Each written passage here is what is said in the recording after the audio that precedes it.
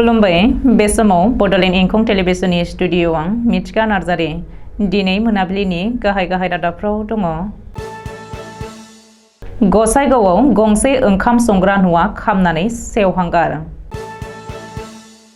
बाक्सानि थांगाबारि सिकादलाव दुर्गा फुजा फोरबो।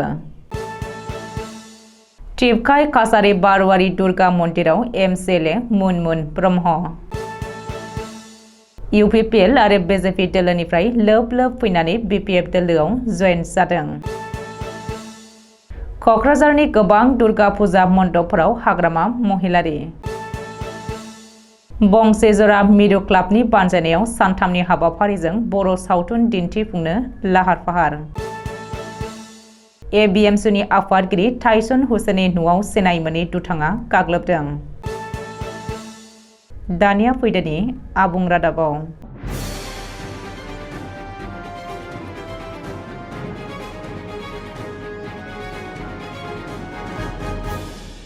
क'क्राझार जिल्लानि गसाइगाव लावख्रिगुरि गामिनि पिलिमन बरगयारिनि ओंखाम संग्रा न'आ दुर्गा फुजानि रंजानाय होंगो दोंगोनि समावनो खामनानै सेवहांगार जादों। अर खामनायनि जाहोनाव ओंखाम संग्रा न'जों लोगोसे गुबुन गंसे न'आबो खामनानै सेवहांगार जाफादों। न'खरनि सोद्रोमाफोरा फोरमायथिनाय बायदिब्ला न' खामनायनि जाहोनाव गोबां सि जोमजों लोगोसे न'खरनि गोबां लाइ लथरफोराबो गासैबो खामजोबदों आरो गोबां धोन खहा जादों। आथिखालाव मा जाहोननि थाखाय अर खामदों बेनि जेबो उदिसखौनो मोनाखै न'खरनिया। सुदेम देरा रैरुब बाथौ आश्रम आफादनि बानजायनायाव सानबानि मेहेर गोनाङै गाजा गोमजायै बाक्सा जिल्लानि सालबारि महकुमा बेन्दोङाव थानाय थांगाबारि सिकादलायाव गाजा गोमजायै बिमा दुर्गा फुजानि फोरबोखौ फालिदों। गाजा गोमजायै धोरोम फालिनायनि गेजेरजों फुजा खालामदों जायगानि रायजोफ्रा। सिकादलनि दुर्गा फुजाया दुर्गा देवीनि मुसुखा थिसननायजों लोगोसे बाथौसालियाव फुजा खालामनाय जायो। क'क्राझार जिल्ला परबतजरा महकुमानि सिङाव थानाय टिपकाय काछारी बारवारि दुर्गा मन्दिराव रबिबारखालि बिपिएफ दोलोनि परबतजरा बियाबनि एमसिएलए मुनमुन ब्रह्मआ बिमा दुर्गानि मन्दिराव नुजाथिफैनानै फुजायाव बिबार बायदि होनानै खुलुमो आरो बिब्दिनो बयबो गाहामै गाहाम सोलिलांनो हायो बेखौनो बिमा दुर्गानि मन्दिराव बोर बियो। गुबुन राजखान्थि हान्जाया बिमा दुर्गानि फुजा होनाय मन्दिराव नुजाथिफैनानै फुजानि कमिटिनो फुजा खुंनायाव रां अनसुंथाइ होफैनायखौ नुनो मोननाय जादों। रबिबारखालि मोनाबिलिनि समाव टिपकाय काछारी बारवारि दुर्गा मन्दिराव नुजाथिफैनानै परबतजरा बियाबनि एमसिएलए मुनमुन ब्रह्मआ परबतजरायाव खौरांगिरिनि सिगाङाव फोरमायदों दि आथिखालाव बिमा दुर्गा देवीनि बे फोरबो फालिनायजों बयनिबो गाहाम आरो खौसेयै गोरोबलायनाय आरो अनलायनायाव सुबुं माहारिनाव बांलांनो हाथों बेखौ हास्थायदों। 40 नं रौता समस्तिनि सिङाव थानाय नतुन पानबारि प्राइमारिनि सिङाव थानाय बरिगाव दिगलिपारा गामिनि रायजो राजाफ्रा इउपिपिएल आरो बिजेपि दोलोनिफ्राय लोब फैनानै बिपिएफ दोलोआव जयनिं जाहैदों। 70 नं माजबाट समस्तिनि एमएलए चरण बर'नि नुजाथिनायाव 40 नं रौता समस्तिनि सिङाव थानाय नतुन पानबारि प्राइमारिनि सिङाव थानाय बरिगाव दिगलिपारा गामिनि रायजो राजाफ्रा इउपिपिएल आरो बिजेपि राजखान्थि हान्जाखौ एंगारनानै गोबां सुबुंफोरानो बिपिएफ हान्जायाव जगदान जाहैदों।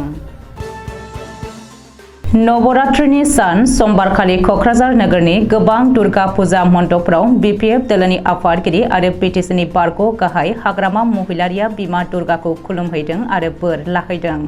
नवरात्रि सानाव क'क्राझार नोगोरनि दुर्गा फुजा मन्दपफोराव नुजाहैनानै बिमा दुर्गाखौ सिबिनो आरो खुलुमहैनानै हाग्रामा महिलारिया गावनि गोजोननाय आरो बयनिसिमबो सिबिनायखौ बावहरदों गावनि फेसबुक पेजनि गेजेरजों। मख'नो गोनांदि बेनि सिगाङाव बिजनी, बासुगाव, गसाइगाव आरो गोबां जायगानि फुजा मन्दपफोराव हाग्रामा महिलारिया नुजाथिहैदोंमोन आरो बयजोंबो दुर्गा फुजा फोरबोनि अननाय हामलायनायखौ जासिदोंमोन। क'क्राझार जिल्ला परबतजरा महकुमानि सिङाव थानाय सेसापानि दै गुसु बाजाराव लोखि फुजाखौ लोब्बा लानानै आबुं बर' सावथुन दिन्थिफुंनो थि खालामनायखौ मिथिनो मोननाय जादों। मख'नो गोनांदि फैगौ 28 अक्ट'बरनिफ्राय बर'नि आबुं सावथुन जेरै दावखा बिदै, थैनि गाब आरो मोसा सावथुनफोरखौ दिन्थिनो साखाफारा जाबाय। बंसेजरा मिरु क्लाबनि बानजायनायाव सेसापानि दै गुसु बाजारनि लोखि फुजायाव बर'नि मुंदांखा सावथुनफोरखौ दिन्थिफुंगोन। सावथुन दिन्थिफुंनाय थावनिया जाबाय सेसापानि दै गुसु बाजारनि लोखि मन्दिरनि साखाथियाव। मख'नो गोनांदि गिबि सान एबा 28 अक्ट'बराव आर'नाइ बर' फिल्म प्रडाक्शनजों दिहुनजानाय दावखा बिदै आबुं बर' सावथुनखौ दिन्थिफुंगोन। बेनि उनाव नैथि सान एबा 29 अक्ट'बर सानखालि आर'नाइ फिल्म प्रडाक्शननि बेनाराव ओंखारनाय थैनि गाब आबुं बर' सावथुनखौ दिन्थिफुंनाय जागोन आरो जोबथा सान एबा 30 अक्ट'बर सानखालि अर्गें मशन पिक्चारनि बेनाराव ओंखारनाय मोसा बर' आबुं सावथुनखौ दिन्थिफुंनाय जागोन। बेनिखायनो सावथुन नायनो मोजां मोनग्रा गोसो गुदुं साफ्रोमबो पर्बतजरा ओनसोलनि बर' रायजो राजाफ्रा मख'नाय सानखालि लैहोर लैहोर फैनानै नायफैनानै मेहेरगोनां खालामफैनो थाखाय बंसिजरा मिरु क्लाबा बयखौबो गुरै खावलायहरदों। लोगोसे फोरमायबावदों दि रायजोफोरनि सुबिदानि थाखाय टिकेटनि बेसेनखौ 80 रांल' लानाय जागोन। सावथुनखौ मोनानि 7:30 रिंगानिफ्रायनो दिन्थिफुंनाय जागोन होननानै फोरमायबावदों। थांनाय रबिबारनि मोनायाव एबिएमसुनि मिरु आफादनि आफादगिरि टाइसन हुसेननि न'आव सोरबा सिनाय मोनै दुथाङा गाग्लोबदों, जायनि जाहोनाव एबिएमसुआ गोख्रों सोमावसारनो थियारि जादों। सालबारि जिल्ला एबिएमसु कमिटिनि सानजा खारिजा बिजनि आन्सलिक कमिटिनि सिङाव थानाय बारापेटा मिलन बाजाराव गोख्रों सोमावसारनाय आरो खुद्रिनायखौ नुनो मोननाय जादों। एबिएमसुनि मावथिफोरा सोमावसारनाय जायगायाव गुबुन गुबुन स्ल'गान होयो आरो टाइसन हुसेननि बेरेखा हुसियार, दुथांफोर हुसियार, 24 घन्टानि गेजेराव दायनिगिरिखौ एरेस्ट खालामनांगौ बायदि बायदि स्ल'गान होनानै पुलिस खुंथायनिसिम दाबि खालामदों। अदेबानि बेनि सायाव एफआइआर होदोंना होआखै बेखौ रोखायै मिथिथ'नाय जायाखै।